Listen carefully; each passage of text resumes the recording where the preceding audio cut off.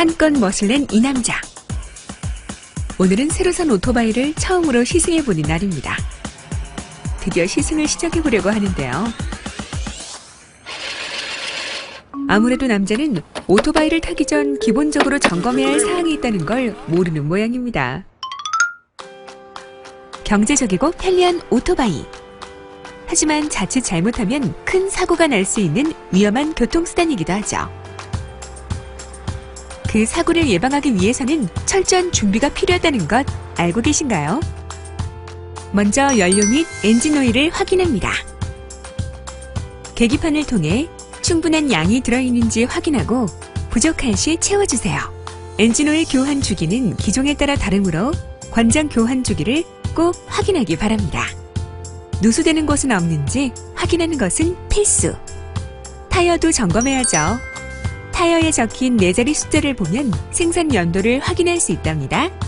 또한 타이어의 갈라짐, 찢어짐, 변형을 육안으로 확인하고 타이어 공기압도 반드시 확인하여 문제가 있다면 즉시 교체하도록 합니다. 기계장치 이상이 없는지도 꼭 체크해주세요. 핸들은 좌우로 부드럽게 돌아가는지, 걸리는 것은 없는지, 스위치 작동 여부도 확인합니다. 체인의 장력 확인은 필수. 녹슬거나 언 곳은 없는지 꼼꼼히 살피세요.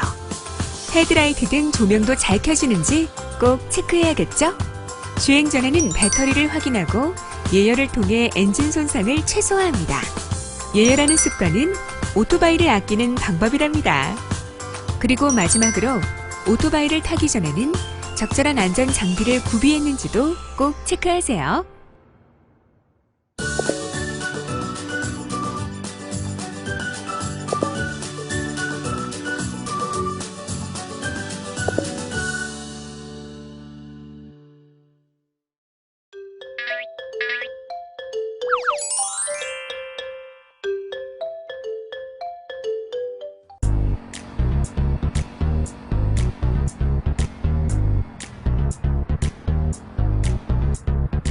오토바이를 구매하고 일주일이 지난 시간. 남자는 어느새 오토바이 운전의 달인이 되었습니다.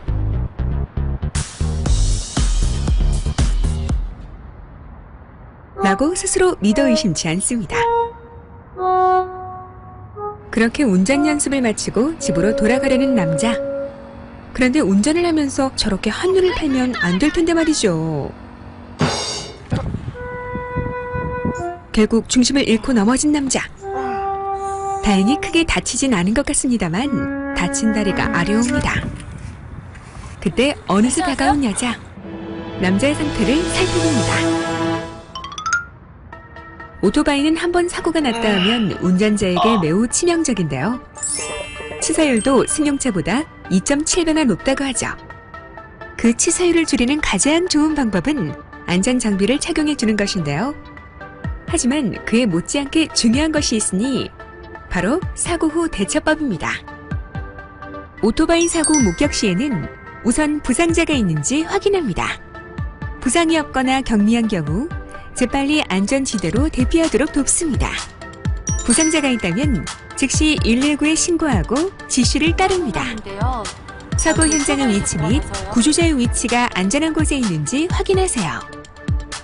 현장이 위험하지 않은 경우 2차 사고에 주의하며 구조대원이 오기 전까지 부상자를 함부로 이송하거나 구조하지 않습니다.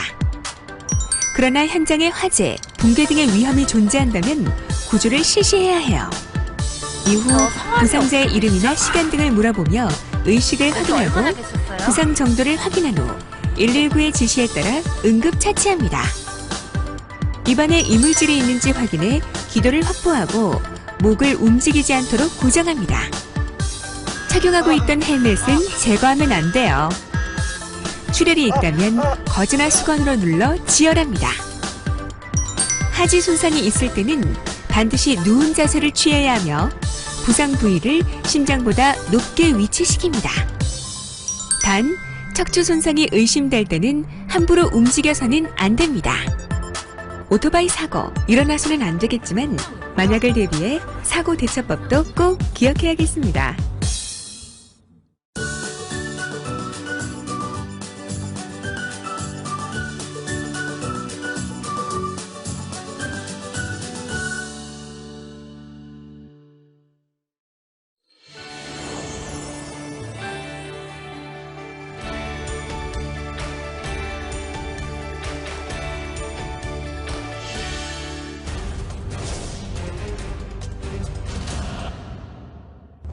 평소 자전거 타는 것을 즐기는 김모군. 그런데 운전 부주의로 그만 넘어지고 말았습니다. 게다가 보호장비 미착용으로 머리 부상과 골절까지 큰 부상이 있었는데요. 이처럼 자전거 사고는 지난해 15,000여 건으로 사고로 인한 사망자 수가 무려 261명이었습니다. 특히 보호장구 미착용 사고가 빈번했는데요. 자전거 안전모 착용률은 9세 이하가 4.8%, 10세에서 19세는 5.9%로 낮은 비율을 나타냈습니다. 이 밖에도 음주 사고와 야간 운전 사고도 있었는데요. 인명사고로 이어질 수 있는 아찔한 자전거 사고. 그렇다면 자전거 사고를 방지할 수 있는 대책은 무엇일까요? 자전거를 탈 때 가장 중요한 것은 안전모와 보호장구입니다. 안전모만 써도 사고 시 사망 확률을 90%나 감소할 수 있으므로 자전거를 타기 전에는 꼭 안전모와 보호장비를 착용해야 하는데요. 안전모는 버클을 잠갔을 때 3cm 간격을 둡니다. 그리고 과속 오토바이만큼 위험한 것이 바로 과속 자전거. 안전 속도를 유지하는 게 사고 방지에 큰 도움이 됩니다. 또한 자전거를 타면서 이어폰이나 휴대전화 사용은 절대 금물. 자전거를 탈 때 이어폰이나 핸드폰을 사용하게 되면 주의력이 분산돼서 사고 위험이 증가하기 때문에 사용하지 않는 게 좋습니다. 야간 운전을 하는 경우엔 자전거에 라이트를 켜는 것이 중요한데요. 야간 자전거 사고 치사율이 무려 낮 시간에 3배인데다가 야간에는 모든 사물이 조금만 떨어져도 잘 보이지 않기 때문에 반드시 라이트를 켜서 자전거의 존재와 위치를 보행자, 자동차, 자전거 등에 알리고 시야 확보를 하여 야간 사고를 예방합니다. 또한 도로교통법상 자전거는 차로 분류되어 있습니다. 음주운전은 도로교통법 위법 행위이므로 당연히 하지 않습니다. 그리고 자전거 운전자는 자전거 간의 간격이 좁아 벌어질 수 있는 충돌을 주의하며 횡단보도를 건널 땐 자전거 횡단도가 있을 경우 자전거 횡단도를 이용하여 건너고 일반 횡단보도에서는 반드시 자전거에서 하차하여 자전거를 두 손으로 끌고 건넙니다. 이때 횡단보도 신호가 얼마 남지 않았을 때는 다음 신호에 건넙니다. 마지막으로 자전거와 보행자 겸용 도로에서는 보행자를 배려하고 일반 보행도로에서는 보행자 안전을 위해 주의합니다. 우리 모두 안전수칙을 지켜 자전거를 안전하게 이용합시다.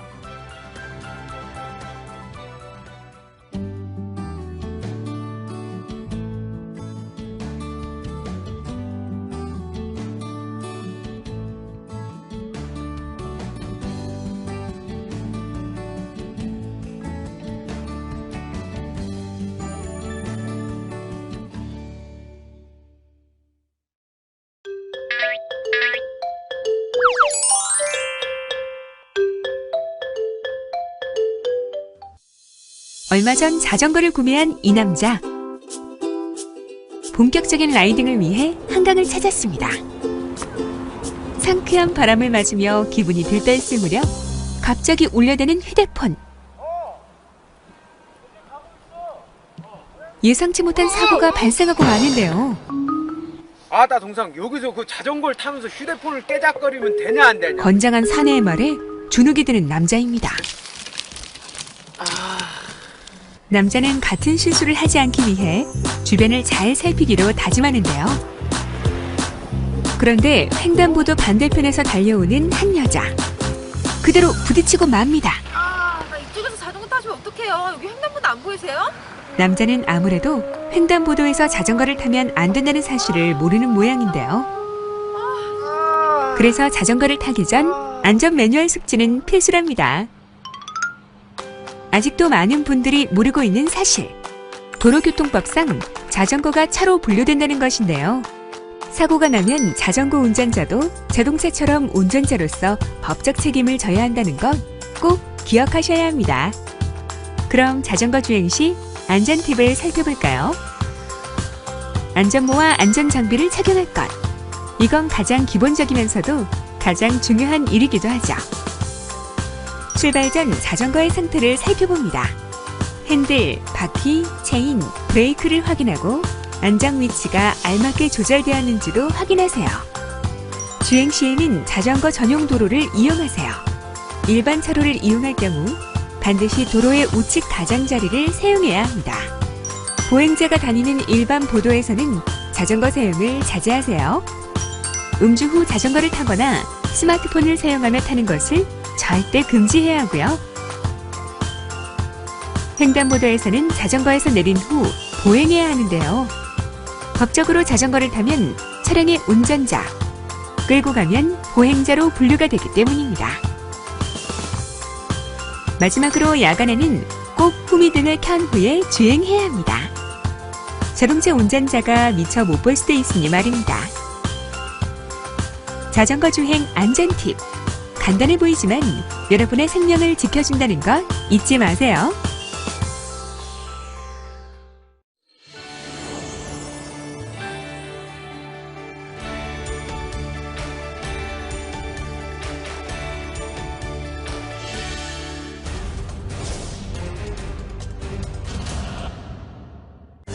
서울 춘천 간 고속도로 터널.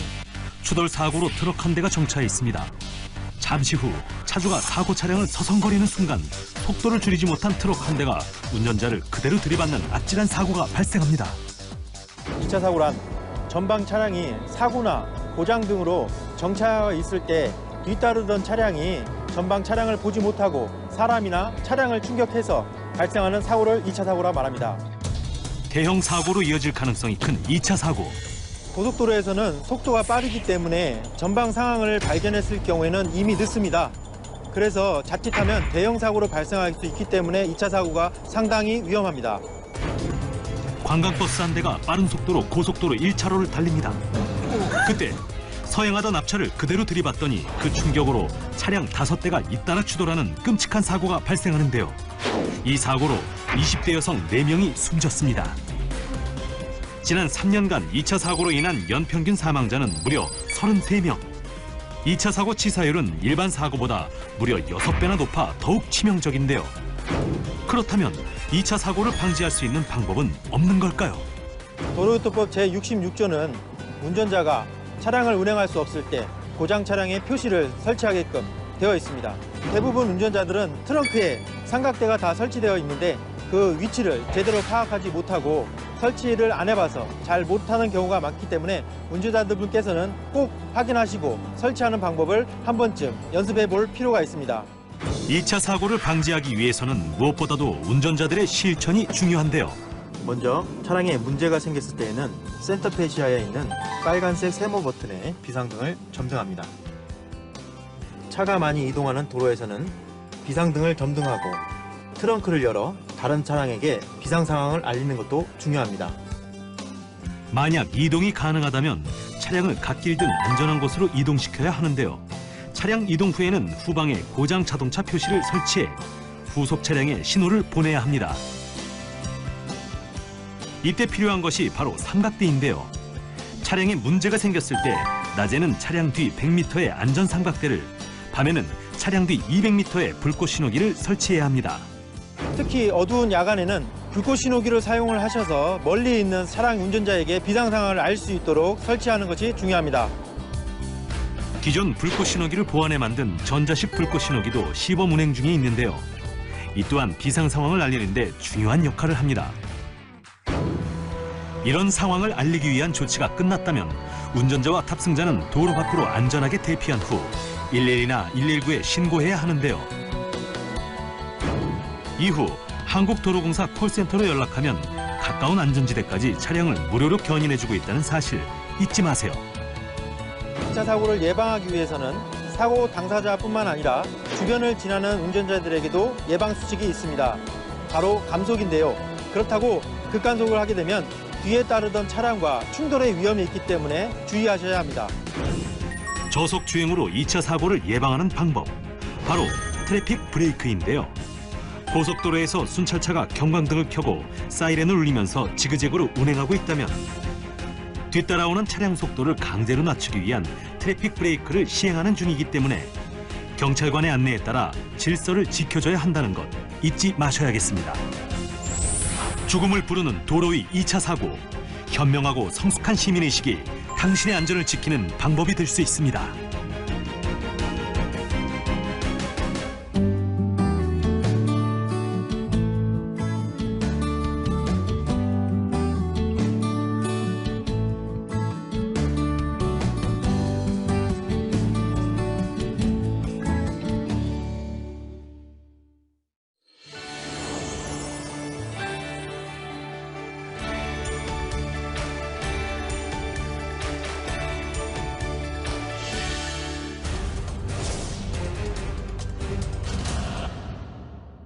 우리 생활에서 가장 편리한 이동수단 자동차.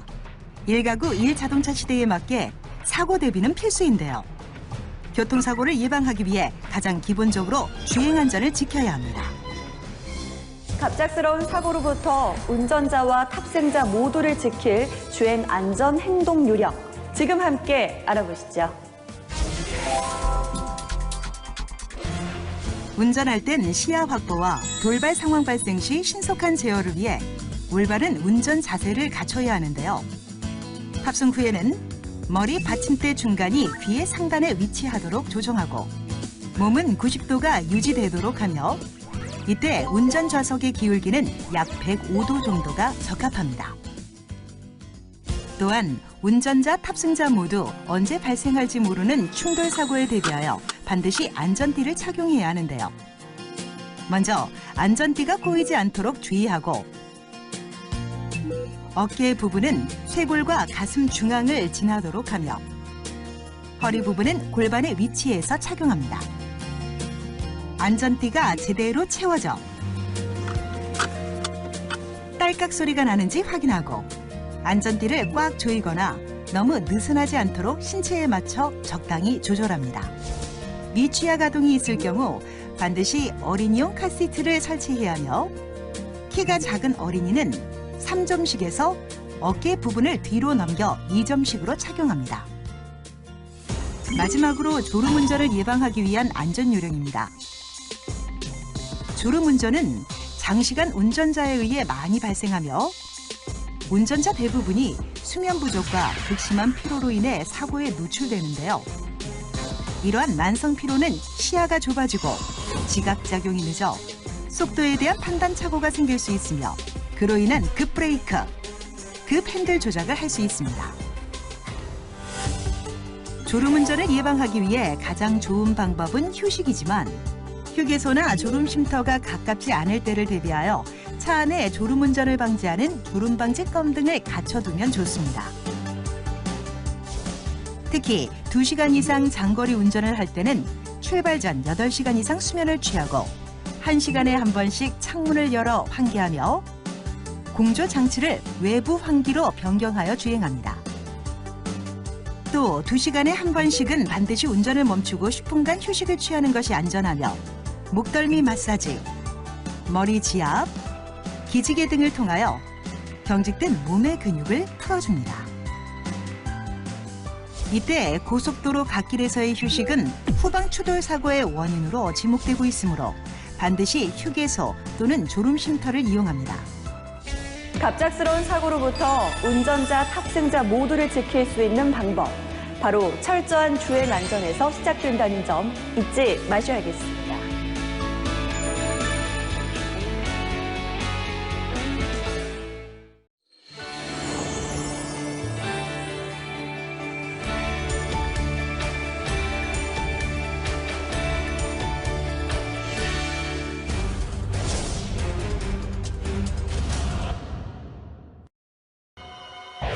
달리던 차가 넘어지면서 불꽃을 일으킵니다. 폭발과 함께 화염에 휩싸인 트럭. 터널 안은 순식간에 연기로 가득 찹니다. 반밀폐 공간인 터널에서 화재가 발생하면 주변 온도가 급상승하게 되고 유독 연기 때문에 질식사의 위험까지 더해지는데요.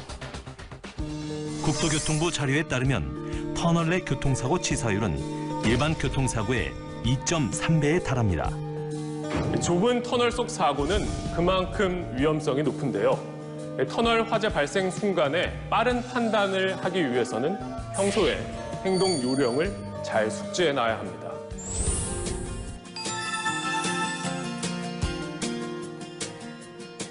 각종 안전 설비가 갖춰져 있는 터널 안. 먼저 긴급 전화가 있는데요. 구조 요청을 할 땐 긴급 전화를 찾아 수화기를 든 다음 붉은색 버튼을 누르면 됩니다. 옥내 소화전함도 있는데요. 도로 터널에는 소화기나 소화전이 50m 간격으로 설치되어 있습니다.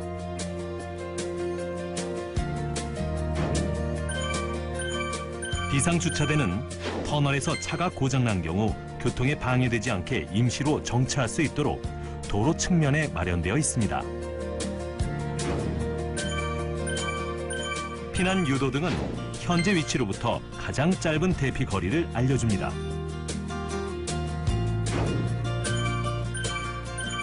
긴 터널의 경우 반대편 터널로 연결된 비상구인 피난 연결 통로가 있는데요. 250에서 300m 간격으로 설치되어 있습니다. 터널에서 화재가 발생하면 먼저 갓길이나 비상주차대로 주차해 긴급 차량 통로를 확보하고 엔진을 끈 후 차키는 꽂아둔 채로 신속하게 하차해야 하는데요. 차키를 꽂아두는 건 비상 상황에서 다른 사람이 차를 옮길 수 있게 하기 위해서입니다. 차에서 내린 후에는 비상벨을 눌러 외부의 위급 상황을 알리고 휴대폰이나 비상전화로 구조 요청을 해야 합니다. 여기 지금 불이 나는데 빨리 와주세요. 작은 화재일 경우 터널 내에 준비된 소화기나 소화전으로 초기 진화를 시도해야 합니다. 소화기가 비치돼 있을 경우 소화기의 안전핀을 뽑고 바람을 등지고 소화기 호스를 화염으로 향한 후 손잡이를 움켜잡고 불을 끕니다. 소화전 함의 경우 호스를 풀고 밸브를 왼쪽으로 돌린 다음 호스를 화염 방향으로 향해 불을 끕니다. 만약 조기 진화가 불가능하다면 본인의 안전이 최우선. 화재 연기를 피해 바람이 불어오는 방향으로 유도등을 따라 신속하게 대피합니다. 전국 터널 개수가 2,189개나 되는 우리나라에서 터널 내 사고는 빈번히 일어납니다. 해마다 발생하는 601건이 넘는 터널 내 교통사고 중 안전거리 미확보와 안전운전 의무 위반이 88.1%를 차지한다고 합니다.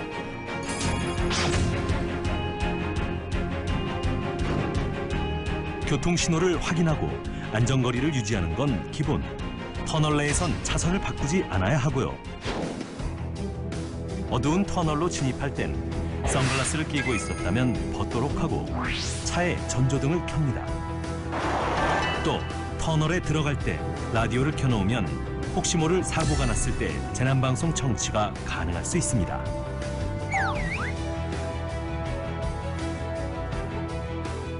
한순간의 방심으로 지옥이 될 수도 있는 터널 내 안전. 올바른 상황 대처가 당신의 생명을 구할 수 있습니다.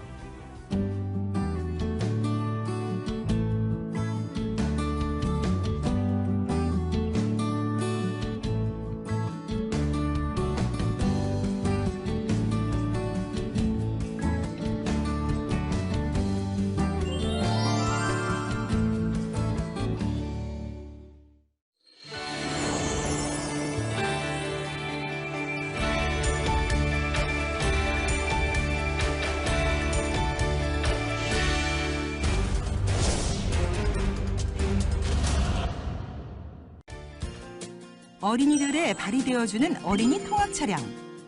그 어느 때보다 안전에 주의를 기울여야 하는데요. 하지만 잠깐의 소홀로 인해 아이들의 생명을 앗아가는 안타까운 사고가 전국 곳곳에서 발생하고 있습니다. 어린이들은 조금만 방심하면 큰 사고로 이어질 수 있기 때문에 어린이 통학 차량을 이용하는 운전자, 인솔자, 어린이 모두 통학버스 안전사고에 주의를 기울여야 합니다. 어린이 또는 유아를 태울 어린이 통학 차량은 아이들을 보호할 수 있는 인솔자가 필수적으로 승차합니다. 그리고 어린이가 타고 내리는 경우엔 전멸등 등의 장치를 작동해야 하며 승차한 다음에는 안전띠 매는 것을 도와줍니다. 안전벨트가 왜 있어요? 네, 다 됐습니다. 모든 인원이 좌석에 앉은 것을 확인한 다음 운행합니다. 한편 어린이가 하차할 땐 차량을 보도 또는 길 가장자리 구역 등 자동차로부터 안전한 장소에 세운 뒤에 하차 지도하며 운전자 또는 인솔자가 내려 어린이를 안전하게 인수자에게 인수합니다. 또한 아이들이 모두 하차했는지 통학 차량의 뒷좌석까지 꼼꼼하게 확인한 다음 승하차 문을 닫습니다. 보호자는 어린이가 승차 시간에 늦어 달리는 차량을 잡는 등의 위험한 행동을 하지 않도록 지도하고 어린이와 함께 차량 탑승 시간 3분에서 5분 전에 미리 승차 장소에 도착합니다. 어린이와 함께 통학 차량을 타기 위해 길을 건널 때에는 횡단보도를 이용하고 비보호 횡단보도를 이용할 때는 손을 들고 주위를 살피며 걷도록 지도합니다. 또 어린이는 키가 작기 때문에 통학 차량 바로 앞에 서 있으면 운전자가 볼 수 없으므로 일정한 거리에서 운전자와 눈을 맞추거나 손을 흔들며 건너도록 지도합니다. 한편 어린이는 통학 차량 승하차 시 절대 뛰지 않아야 하며 통학 차량의 앞뒤로 함부로 횡단하지 않고 차량이 완전히 떠난 다음 안전하게 통행하도록 지도합니다. 차 안에선 장난을 치거나 이동하지 않으며 창밖으로 머리나 손을 내밀지 않도록 지도합니다. 인솔자는 어린이가 통학 차량에서 내릴 때 좌우 안전을 살피고 차례대로 내리도록 지도해야 하며 하차하는 문에 가방, 옷, 태권도 도복근, 운동화끈이 끼이지 않도록 주의합니다. 또한 미니버스 외에 승합차 통학 차량에서 문에 끈이 끼어 사고가 나는 경우가 많으므로 어린이에게 위험을 인지시켜야 합니다. 어린이가 통학 차량에서 내릴 때는 손에 물건을 들고 있지 않도록 하고 인솔자의 손을 잡고 내리도록 지도합니다. 또 차에서 내린 후에는 뛰어가지 않도록 지도합니다. 어린이가 차에서 내려 길 반대 방향으로 가고자 할 때에는 반드시 인솔하는 선생님이 동행합니다. 마지막으로 모든 운전자는 어린이 통학 차량을 목격했을 시 과속이나 신호 위반은 하지 않아야 하며 주행 속도를 30km 이하로 줄입니다. 또한 통학 차량이 멈추었을 때 경적을 울리거나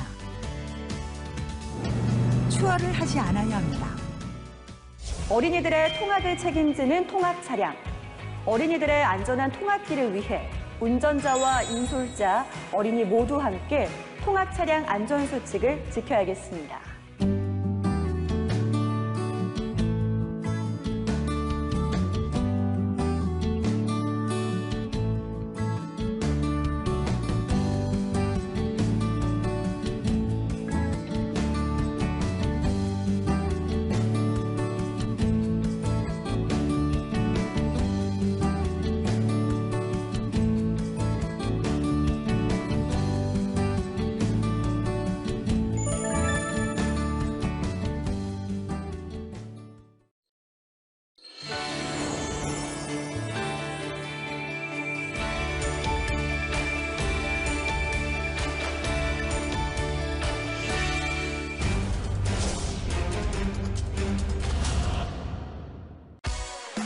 이국적인 풍경, 신기하고 색다른 음식을 즐길 수 있는 해외여행. 실제로 여행지도 다양하고 해외로 떠나는 여행객 수도 급증하고 있는데요. 보다 안전한 여행을 위해 해외여행을 떠나기 전 알아두어야 할 항공기 안전수칙에 대해 함께 알아보시죠.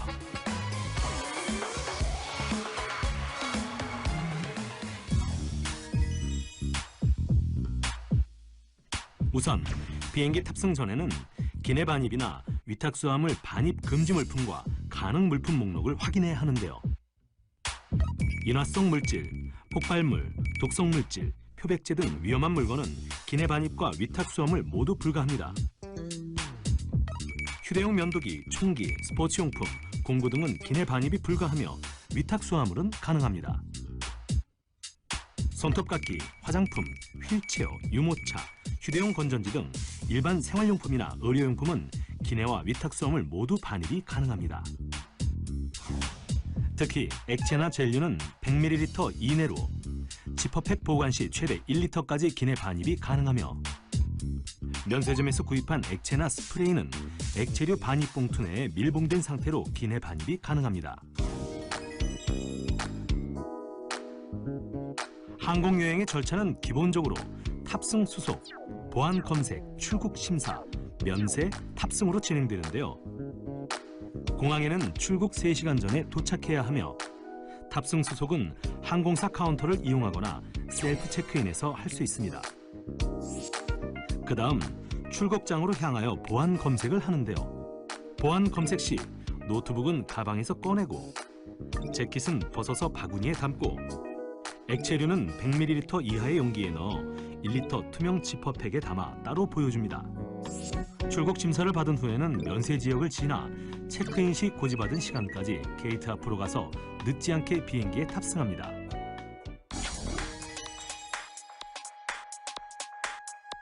비행기에 탑승했다면 기내 안내방송을 주의 깊게 들어 비상구의 위치와 안전수칙을 꼭 파악합니다.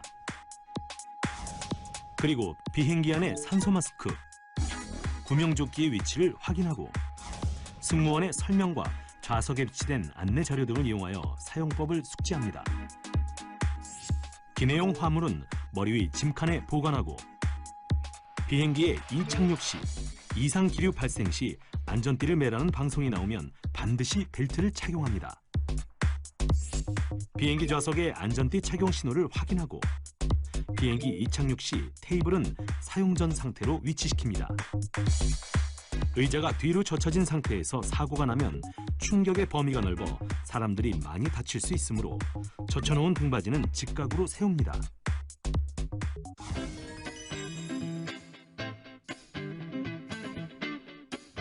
비행 중 비상 상황 발생을 대비하여 플래시나 플래시 기능이 있는 휴대전화를 몸에 지니고 충돌이 예상될 때는 좌석 등받이를 세우고 안전띠를 매며 허리를 굽혀 낮은 자세를 유지합니다.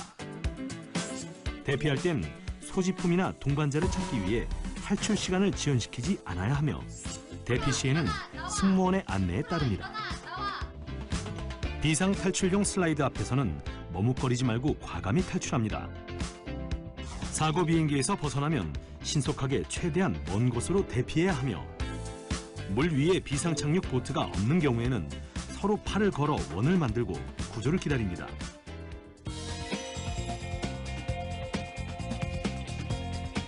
비행 중 비행기가 추락할 경우를 대비하여 반드시 추락 시 행동 요령을 숙지해야 하는데요. 우선 승무원의 안내에 따라 대피해야 하며 산소 마스크는 정신을 잃거나 사망의 위험성을 최소화할 수 있으므로 산소 마스크가 머리 위로 떨어지면 자신의 마스크를 먼저 착용합니다. 추락 전 자세를 취하기 전에는 우선 등받이를 앞으로 당겨 세우고 좌석 벨트를 조여 착용합니다.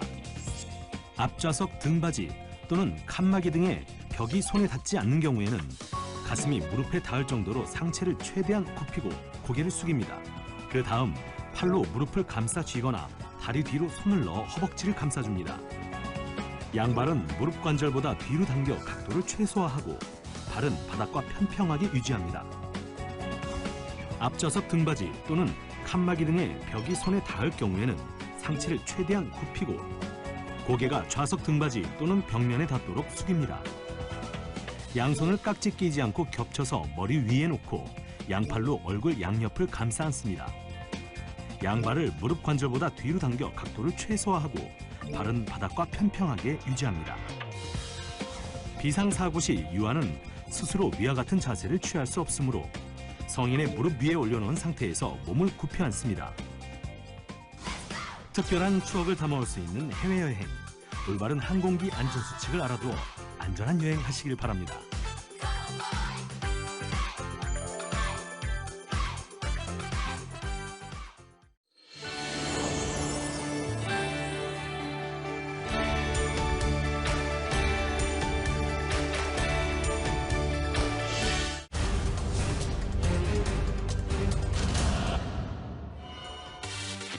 현재 대한민국은 3천만 운전자 시대. 교통사고는 예기치 않은 순간에 발생합니다. 2017년 7월 양재 나들목 인근에서 광역버스가 승용차 5대와 부딪히는 다중추돌 사고가 발생했습니다. 이 사고로 인해 10여 명이 부상을 입고 2명이 숨지고 말았는데요. 이 밖에도 운전 부주의, 2차 사고, 보행자 사고 등 아찔한 사고는 끊이질 않습니다. 최근 통계에 따르면 지난 5년간 교통사고 발생 건수만 연평균 22만여 건, 사망자 수는 무려 연평균 4,500여 명으로 큰 피해가 있었는데요. 사고가 발생했을 때 대부분의 운전자들은 당황합니다. 그래서 교통사고가 발생했을 때 각각 상황에 맞는 행동 요령을 미리 알아두고 사고가 일어나면 실천할 수 있어야 합니다. 교통사고가 발생했을 때는 무엇보다 침착하게 냉정을 찾는 것이 중요한데요. 교통사고가 발생하면 가장 먼저 즉시 정차하여 112 신고 및 보험회사에 연락한 후 괜찮으세요? 다친 사람을 구조합니다. 다친 사람을 구조할 땐 거동할 수 없는 중상자라면 함부로 옮기지 않아야 하며 의식, 호흡, 맥박을 확인하고 즉시 119에 신고합니다. 머리 다치셨어요? 괜찮으세요? 특히 머리 쪽에 상처를 입었을 때에는 움직이지 말아야 하지만 후속 사고의 우려가 있을 때는 부상자를 안전한 장소로 이동시킵니다. 일단 경찰에 신고하고 병원 먼저 가요. 가벼운 부상 사고라면 모든 신고 절차를 마친 다음 병원으로 동행해 치료를 받게 합니다. 다친 사람을 구조한 다음 현장에 경찰 공무원이나 가까운 지구대, 파출소 등 경찰 관서가 있다면 사고가 일어난 후 다친 사람의 수와 부상 정도 등을 바로 신고합니다. 만약 운전 중인 차만 파손된 것이 분명하고 도로에서의 위험 방지와 필요한 조치를 한 경우에는 경찰의 신고 의무가 없기 때문에 보험회사에 신고하여 교통사고를 처리합니다. 또한 사고 조사를 위한 증거 확보도 반드시 필요한데요. 우선 사고 현장의 전체적인 상황을 원거리에서 네 방향으로 촬영하고 사고 차량은 전, 후, 좌, 우 다양한 각도로 찍어둡니다. 차량 파손 부위는 근접 촬영을 해야 하며 타이어 방향, 타이어 자국, 길바닥의 흔적이나 낙하물, 파손물의 흔적도 촬영합니다. 그리고 사고 상황이 촬영된 영상을 확보하기 위해 블랙박스 메모리 카드를 꺼내야 하는데요. 이때 메모리 카드를 갑자기 뽑으면 사고 장면이 저장되지 않기 때문에 정상적으로 전원을 차단하고 사고 후 최소 2분 후에 꺼내는 것이 좋습니다. 마지막으로 교통사고 신고 후에는 반드시 2차 사고 예방을 해야 하는데요. 만일 차량이 이동 가능할 경우 사고 현장에 대한 사진과 영상 등을 신속히 수집한 다음 비교적 안전한 도로의 우측 가장자리로 차량을 이동한 뒤 안전삼각대를 활용해 고장 자동차에 표지를 설치합니다. 차량 이동이 곤란할 경우 비상전멸등을 켜고 트렁크를 연 후 안전삼각대와 불꽃 신호기를 차량 후방에 설치해 후속 차량의 사고 상황을 알립니다. 설치할 때 낮에는 후방 100m 지점에, 밤에는 시야 확보가 어려우므로 후방 200m 지점에 설치하는 것이 바람직합니다.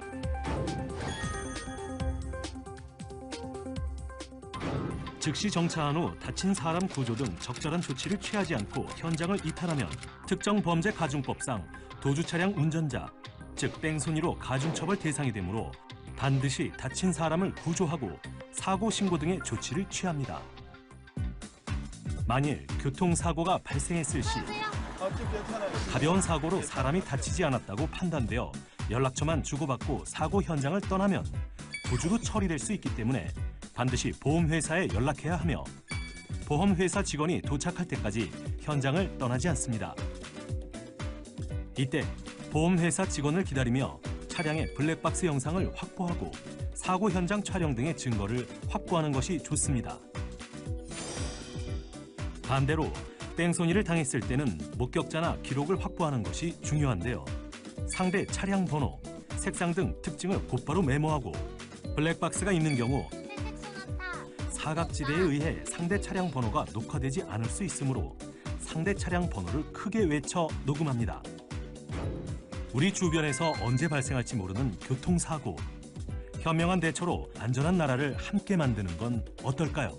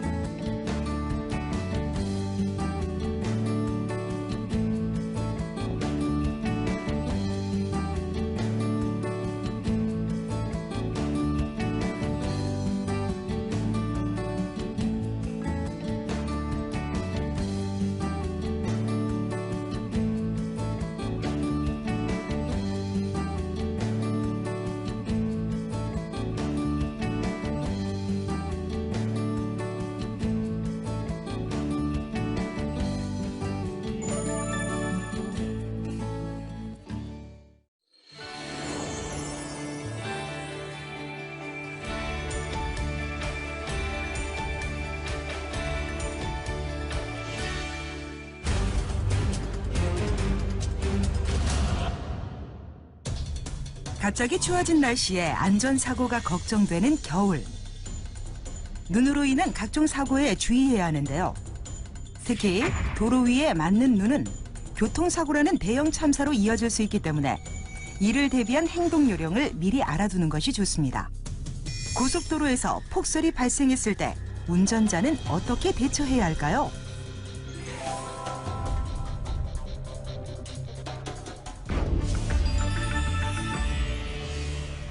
겨울철에는 언제 올지 모르는 눈 때문에 항상 겨울용 차량 제품을 준비해야 하는데요. 스노우 타이어나 스노우 체인 사용은 필수이며 스노우 타이어는 눈 내리기 전 미리 교체해두는 것이 좋습니다. 고속도로에서 운전을 하는 경우 대설 대비를 위해 무엇보다 사전 준비가 필요한데요. 먼저 기상 정보를 확인하여 폭설이 예상될 경우 대중교통을 이용하는 것이 좋습니다. 부득이 차량을 운전하게 될 때에는 스노우 체인 등 월동 장구를 갖추고 출발하며 대설로 인해 도로에 갇힐 경우를 대비하여 연료를 충분히 확보합니다. 고속도로 운전 중에 갑자기 눈이 내리기 시작합니다. 점점 굵어지는 눈발, 앞이 잘 보이지 않고 빙판이 되어 미끄러운 도로, 무엇보다 안전거리 확보가 필요합니다. 충분한 제동거리를 확보하고 서행하면서 급제동은 하지 않습니다. 특히 커브길이나 경사로, 터널을 나올 때 안전에 더욱 유의해야 합니다. 폭설로 인해 차량이 고립되고 마는데요. 당혹해야 하는 이때 운전자들은 어떻게 대처해야 할까요? 먼저 차량 안에서 대기하며 라디오를 통한 정보를 파악합니다. 그리고 내부 공기순환과 연료 절감을 위해 히터는 주기적으로 껐다 켰다를 합니다. 이때 갓길 정차는 금물입니다. 갓길은 긴급 환자와 구급, 군안, 제설 장비 비상 통로이기 때문인데요. 도로공사의 제설 작업 차량이나 구급차 진입을 위해 비워둡니다. 또 아무리 고립된 경우라도 차를 본선에 방치하는 것은 금물. 부득이 차량에서 이탈할 때는 연락처와 열쇠를 꽂아두고 대피합니다. 중앙분리대, 계구부 나들모, 우회 유도 등 교통통제를 할 때는 한국도로공사와 경찰에 적극 협조합니다. 만약 불응하면 300만 원 이하의 과태료가 부과된다는 사실 알아두시기 바랍니다. 또 폭설이 내렸을 때 대형 화물 차량은 빙판길에 미끄러지기 쉬운데요. 휴게소나 비상주차 공간에서 상황이 해제될 때까지 기다렸다가 운행하는 것이 안전합니다. 무엇보다 빙판길에서 운전할 때는 앞 차량과의 안전거리를 평소보다 2배 정도 유지해 제동거리를 확보하는 것이 중요하다는 점 잊지 마시기 바랍니다.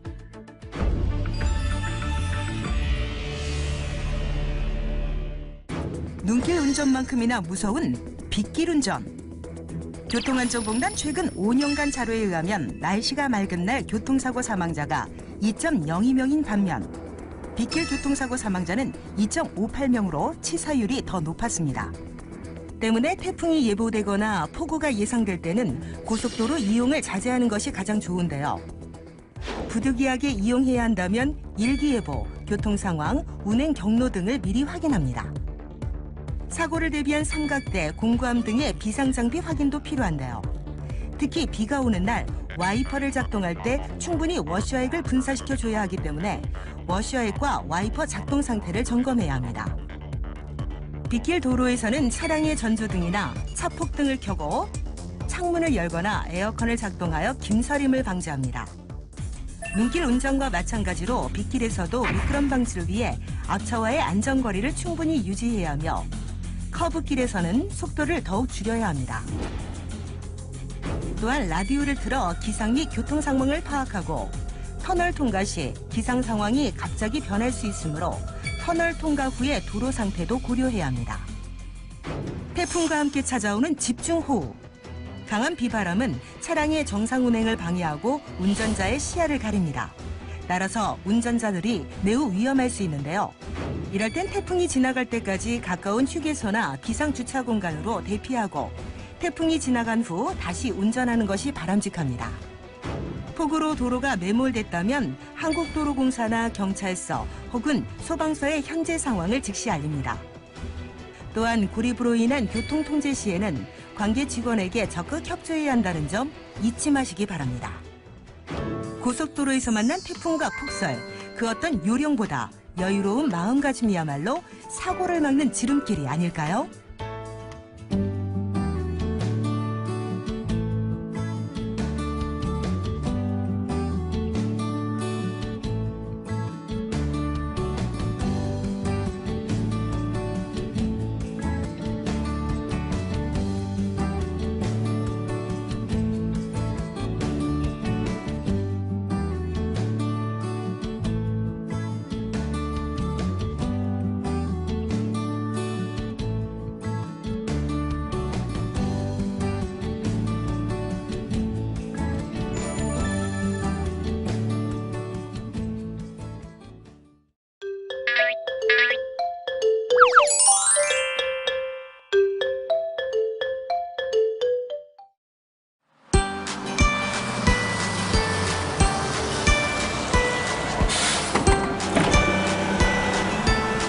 아유, 웬일이야? 영화도 같이 보러 가자고 하고. 옛 추억도 살릴 겸 버스 데이트 좋잖아. 매번 운전만 하고 다니다가 오랜만에 버스 타니까 감회가 새로운데. 아하, 옥수기를 처음 만났던 그때가 생각나네. 등촌동 오라이. 저 아가씨, 시간 있으면 차나 한 잔. 이봐요. 버스 안에서는 반드시 손잡이를 잡고 타시라고요. 이러다 사고라도 나면 어쩌려고 그래요. 죄송해요. 제가 이번에 내려야 해서요. 저 시간 있으면. 내릴 때는 미리 내리는 문에서 대기하고 있다가 안전하게 내리시고요. 특히 내릴 때 뒤에서 오토바이나 자전거가 오는지 꼭 확인하고 내리세요. 아셨죠? 옥수. 그때부터 내 안전을 어찌나 챙기던지. 그때 생각했지.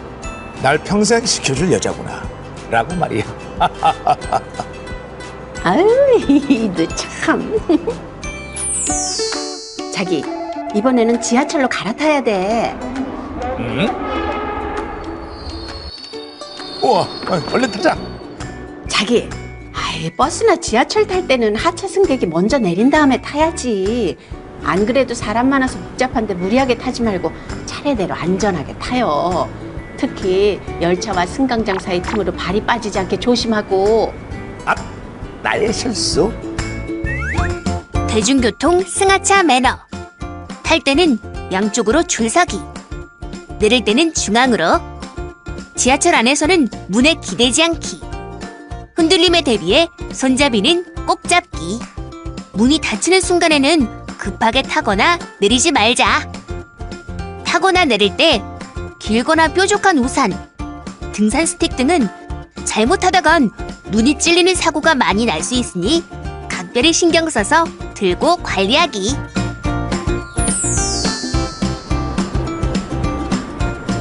어머, 이번에 내려야 하는데 얼른 내리자. 응? 어머, 내 가방. 이런, 당신 괜찮아? 난 괜찮아. 다음 지하철 들어올 때 위험하니까 얼른 열어야겠는데.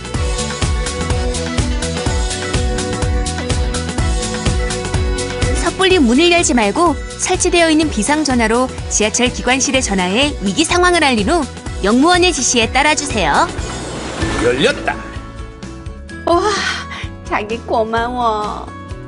역시 우리는 서로가 꼭 있어야 돼. 그치? 응? 그럼 천생연분이지.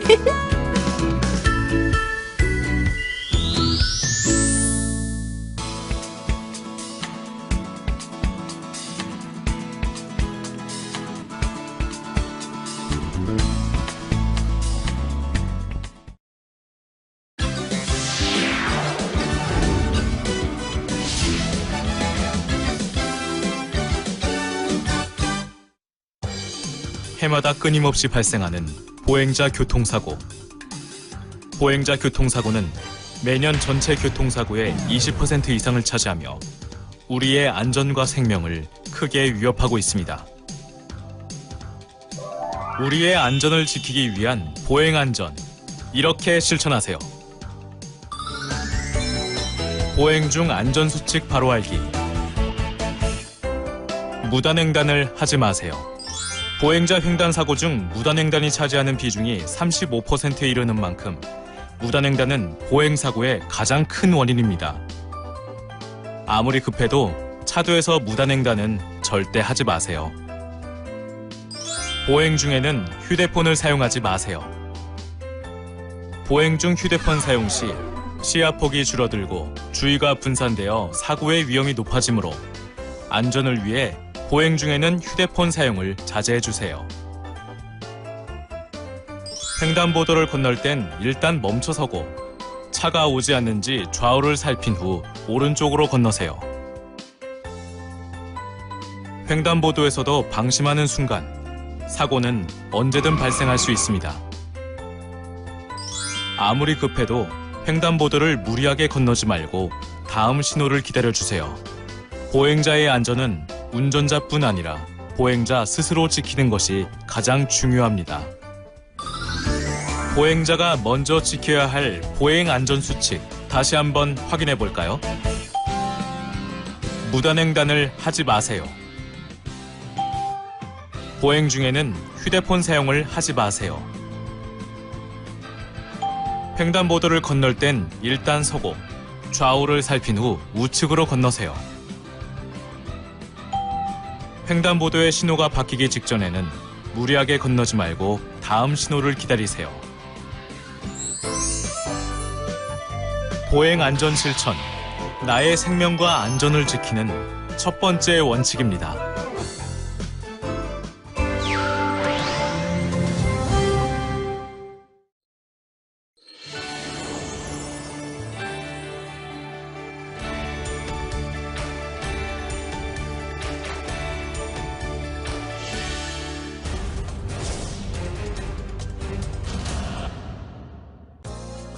드넓은 바다 위를 누비는 아름다운 선박여행. 하지만 광활한 바다 위에서 어떠한 응급 상황이 벌어질지 모르는데요. 선박 안전 수칙을 지금 함께 살펴보시죠.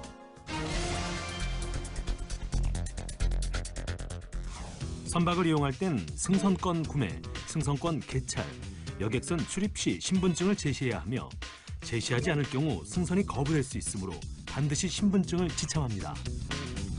영유아 역시 신분을 증명할 수 있는 서류, 가족관계 증명서를 보호자가 가지고 있어야 합니다. 승선은 출항 10분 전까지, 차량은 20분 전까지 승선 완료합니다. 소형 선박이나 유람선의 경우 선박을 탈 때 선박이 흔들려 해상 추락 사고로 이어질 수 있으니 안전 난간을 잡고 천천히 타고 내립니다.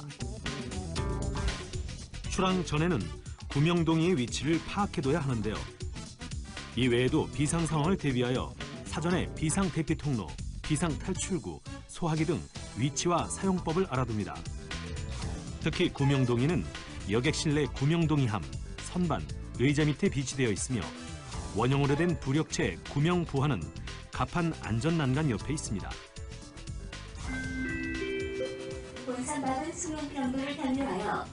또한 선내 안내방송에는 목적지와 소요시간, 구명설비의 위치나 비상탈출구에 대한 안내가 포함되어 있으니 구명정 및 구명뗏목, 구명동이, 비상구, 비상벨, 소화기, 선박 내 객실 위치 등을 귀 기울여 듣습니다. 선박 난간에는 기대지 말고 선내 질서를 지킵니다.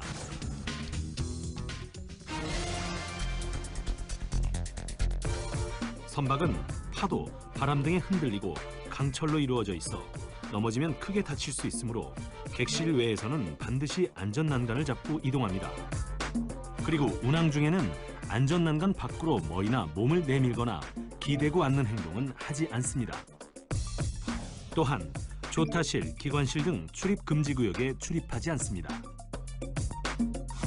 또 갑판 위에서 뛰는 행동, 지나친 음주 등 위험한 행동은 하지 않아야 하며 풍랑, 강풍, 폭우, 배설 등으로 기상이 좋지 않거나 선체 동요가 심할 때는 갑판으로 절대 나가지 않습니다.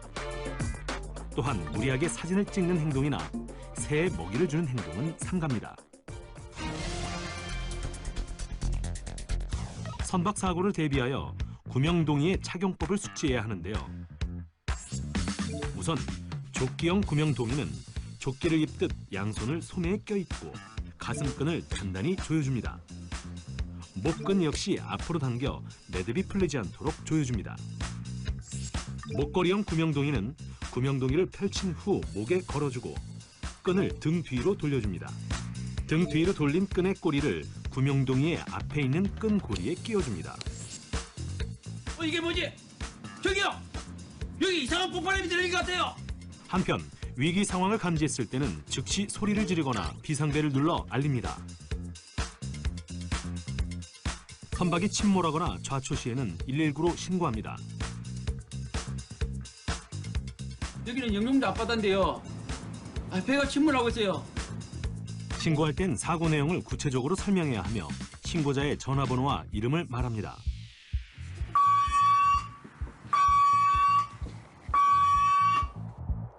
선박 내에 퇴선 방송과 3회 신호음이 들리면 신속히 구명동이를 입어 퇴선 준비를 합니다. 오세요.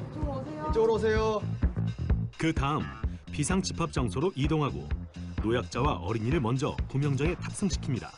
이때 첫 번째 탈출 방법은 구명정 탑승이고 구명정 탈출이 어려울 경우는 갑판에서 구조를 기다려야 하며 이마저도 어려우면 최후의 방법으로 바다로 입수해야 하는데요. 입수해야 할 경우 왼손으로 코와 입을 막고 오른손으로 왼팔을 누르며 구명동의 오른쪽 뒷부분을 잡습니다. 바다 표면의 장애물 유무를 확인한 다음 시선은 정면 또는 고개를 들어 앞으로 한 걸음 걸어 나가듯이 가볍게 뛰고 다리를 모읍니다. 입수 후에는 부유물을 잡고 떠 있거나 여러 사람이 있는 경우 팔로 옆 사람의 구명동이를 껴안습니다. 푸른 바다 위를 누비는 선박 여행, 선박 안전 수칙을 숙지하여 즐거운 여행하시길 바랍니다.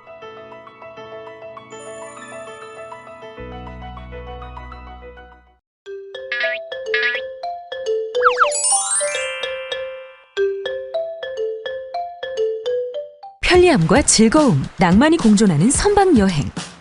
그러나 사고가 일어나는 순간 걷잡을 수 없는 피해가 발생하는데요. 안전한 선박 이용을 위해 반드시 기억해야 하는 것은 무엇일까요?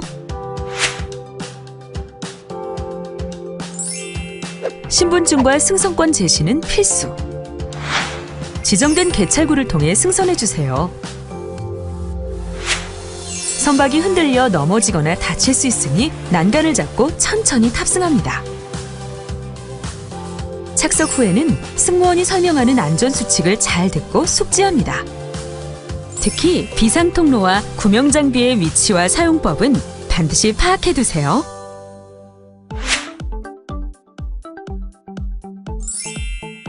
여객의 출입이 금지된 장소에는 절대 출입하지 않습니다. 선박은 흔들림이 크기 때문에 반드시 안전난간을 잡고 이동합니다. 운항 중에 안전난간 밖으로 머리나 몸을 내밀거나 기대는 것은 금물이에요. 갑판에서 뛰거나 지나친 음주 가무, 그리고 무리한 사진 촬영은 절대 하면 안 돼요. 날씨가 좋지 않거나 선체 동요가 심할 때에는 갑판으로 나가지 않습니다.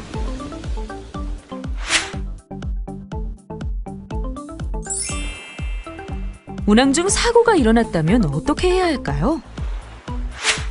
이상을 감지했을 때에는 큰 소리로 외치거나 비상벨을 눌러 승무원에게 알립니다.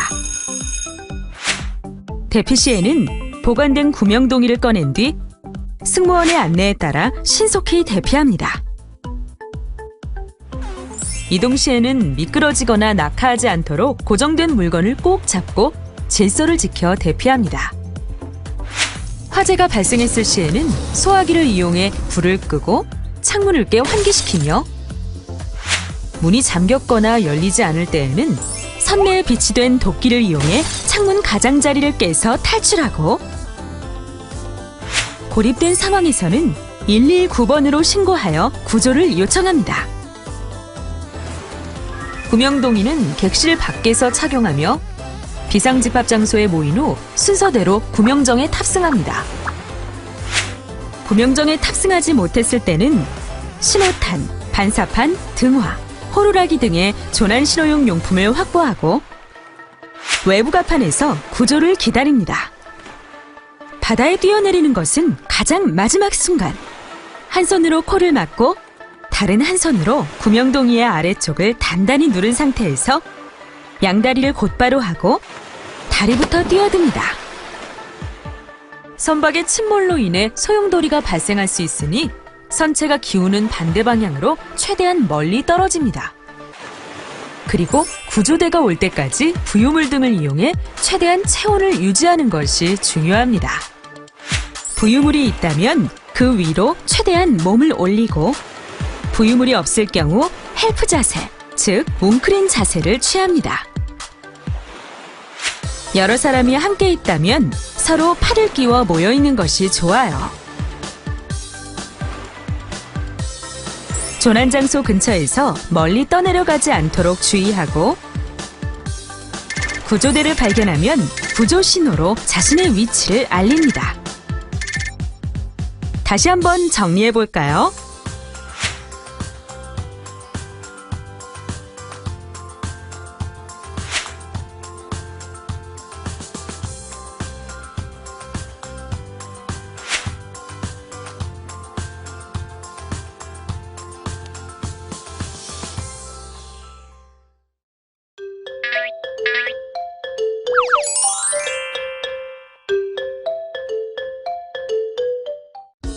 교통사고 사망자 중 보행 중 사망사고는 무려 40%. 교통안전선진국보다 무려 2~3배나 높은 수치입니다. 보행안전에 대한 경각심과 주의가 필요한 시점. 당신은 안전한 보행 습관을 가지고 있나요? 보행 중 사고를 예방하기 위해 반드시 지켜야 할 4가지. 첫째, 절대 무단횡단을 하지 않습니다. 횡단보도가 아닌 곳에서 차도를 횡단하거나 횡단보도라 해도 녹색불이 아닌 적색불일 때 길을 건넌다면 무단횡단에 해당합니다. 무단횡단은 엄연한 범죄 행위이며 어린이들이 따라할 수 있어 사회적 문제가 될 수 있습니다. 둘째, 횡단보도는 우측 통행이 원칙. 우리나라에서 차량은 우측으로 통행하므로 횡단보도의 우측 블록으로 걷는 것이 안전거리를 확보할 수 있어 더 안전합니다. 셋째, 녹색불이 들어와도 반드시 차량이 멈추는지를 확인해야 합니다. 운전자와 눈을 맞춰 보행자의 존재를 인식시키는 것이 중요. 신호등 없는 횡단보도에서는 반드시 수신호로 먼저 가겠다는 의사를 표현해야 합니다. 건너는 동안에도 돌발 상황이 일어날 수 있으니 차량을 계속 주시하며 천천히 건너야 합니다. 넷째, 길을 건너는 동안은 스마트폰, 게임기, mp3 사용은 금물. 차가 미끄러지는 소리나 경적을 들을 수 있도록 이어폰도 잠시 빼주세요. 시야를 확보하기 어려운 악천 후에는 어떻게 해야 할까요? 비가 올 때는 투명 우산을 사용해 시야를 확보하고 운전자가 식별하기 쉽도록 밝은 옷을 입습니다. 그리고 차량이 미끄러지거나 보행자가 차도로 넘어지는 일이 발생할 수 있으니 가능한 인도 안쪽에 서주세요. 다시 한번 정리해 볼까요?